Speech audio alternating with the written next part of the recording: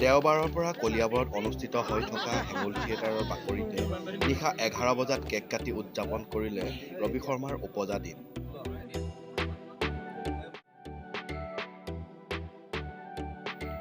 জন্মদিনটোতে অভিনেতা ৰবি শৰ্মাৰ বিশেষ ঘোষণা। অহা বৰ্ষৰ ছেপ্টেম্বৰ মাহত নতুন ছবিৰ শ্বুটিঙৰ কাম আৰম্ভ কৰিব ৰবি শৰ্মাই। আৰু তোমালোকৰ লেখীয়া নৱপ্ৰজন্মই যদি এনেকুৱা কৰা অসমত বাঢ়িব কেনেকে? নৱাগত অভিনেতা-অভিনেত্ৰীক ভ্ৰাম্যমাণৰ মঞ্চত সুযোগ দিব লাগে বুলি মন্তব্য ৰবি শৰ্মাৰ। নৱাগত অভিনেতা-অভিনেত্ৰীসকলে মঞ্চত ভাল কাম কৰি আছে বুলি প্ৰশংসা ৰবি শৰ্মাৰ। অহা বৰ্ষৰ পৰা অসমীয়া চিনেমাত অধিক গুৰুত্ব দিব অভিনেতা ৰবি শৰ্মাই। যতীন বৰা ৰাঘৱলৈও শুভেচ্ছা জনাই সকলোকে চিনেমাখন চাবলৈ অনুৰোধ জনায় অভিনেতাগৰাকীয়ে। লগতে অভিনেতাগৰাকীয়ে জনায় যে মানুহে একেটা সোৱাদ বাৰে বাৰে বেয়া পায়। প্ৰতিগৰাকী অভিনেতা-অভিনেত্ৰীৰে নতুন চিনেমা আহিব লাগে, দৰ্শকে ভাল পাব। যতীনক চাব এবাৰ, মোক চাব, তাৰপিছত হয়তো আকৌ জুবিনক চাব, আকৌ প্ৰস্তুতিয়ে কাম কৰিব, আকৌ বৰষাই কাম কৰিব।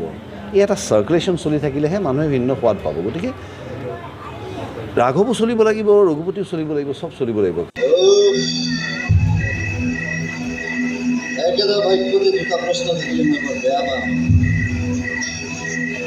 কোনটো প্ৰশ্নৰ উত্তৰ আগতে আমাৰ কামেই থাকে, অকল কামেই কৰি থাকোঁ আৰু কামটোৱেই ভাল লাগে কৰি থাকি। আৰু সদায় দেখোন জন্মদিনৰ সময়তে ব্যস্ত হৈ থাকোঁ। জন্মদিনাখন নিজে নিজকে এটা প্ৰশ্ন সোধা যায় যে মাইলষ্ট'ন কি এই বছৰৰ। এতিয়া হয়তো এইটো বছৰৰ জন্মদিনটোত এটা মাইলষ্ট'ন আহিল ষ্ট্ৰং, যে ৰঘুপতিখন কৰিলোঁ, এখন ভাল ছবি উপহাৰ দিব পাৰিলোঁ আমাৰ চেষ্টাৰে, এটা নতুন টীম লৈ। গতিকে সেইটো এটা মাইলষ্ট'ন। আদাৰৱাইজ এনেই সদায় চিন্তাই হয় মূৰত যে আৰুনো কি দিম, কাৰণ অসমখনে যিমান মৰম দিলে, যে আজি ইতিহাসৰ এটা অংশ হ'বলৈ পোৱা এজন ব্যক্তিয়ে তেওঁ অসমখনক কি দিব এইটো ঘূৰাই এইটো চিন্তা কৰি থাকে মূৰত আচলতে। তো মোৰ এতিয়া সেইটো প্ৰশ্ন মূৰত চলি থাকে। গতিকে জন্মদিন বুলি ক'লে মোৰ আচলতে চিন্তাহে হয় যে কি কৰিম নেক্সট। আৰু এটা বছৰ পাৰ হৈ গুচি গ'ল, তেনেকুৱা উল্লেখনীয় কাম কি কৰিলোঁ।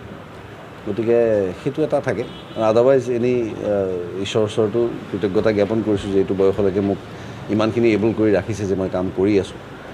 আৰু তাত অসমৰ ৰাইজৰো অৰিহণা আছে, তেওঁলোকৰ যি মৰম, যি আশীৰ্বাদ, সি মোক আৰু ভাল কাম কৰি যাবলৈ উৎসাহিত কৰি থাকে, নিজকে আৰু অলপমান এটা লেভেল ওপৰলৈ ঠেলিবলৈ চেষ্টা কৰে।